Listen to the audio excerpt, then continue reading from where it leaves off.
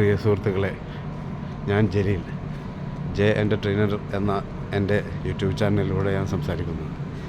വിഷയം എന്താണെന്ന് വെച്ചാൽ,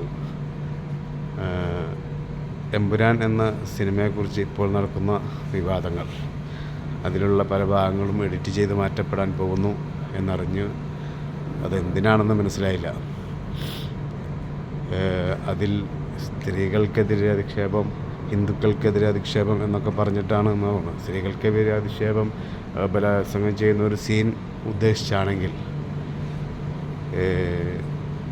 വർഷങ്ങൾക്ക് മുമ്പ് നമ്മൾ കണ്ട സൂപ്പർ ഹിറ്റായ കീർത്തിചക്ര എന്ന ചിത്രത്തിൽ മേജർ രവി സാർ ഇതിന് അഭിപ്രായം പറഞ്ഞു എന്ന് കേട്ടു. മേജർ രവി സാർ സംവിധാനം ചെയ്ത കീർത്തിചക്ര എന്ന ചിത്രത്തിൽ ഒരു മുസ്ലിം സ്ത്രീയെ, ഒരു മുസ്ലിം തീവ്രവാദി ക്രൂരമായ ബലാത്സംഗം ചെയ്യുന്ന സീൻ വളരെയധികം കാണിക്കുന്നുണ്ട് അതിൽ. അങ്ങനെയെങ്കിൽ അതൊരു സ്ത്രീകൾക്കെതിരെയുള്ള അധിക്ഷേപമല്ലേ? അതിനെതിരെ ആരെങ്കിലും പ്രതികരിച്ചോ? അല്ലെങ്കിൽ ഇപ്പോൾ ഈ സന്ദർഭത്തിൽ അതിനെതിരെ ആരെങ്കിലും പ്രതികരിക്കുന്നുണ്ടോ? അങ്ങനെയെങ്കിൽ മേജർ രവി സാറിനെതിരെയും പ്രതികരിക്കണ്ടേ? അല്ലെങ്കിൽ നിയമം നടപടികൾ എടുക്കണ്ടേ? ഞാൻ ചോദിക്കുന്നത് അതാണ്. ഇതിൽ തെറ്റാണോ ശരിയാണോ എന്നൊക്കെ എല്ലാവരും ചിന്തിക്കണം.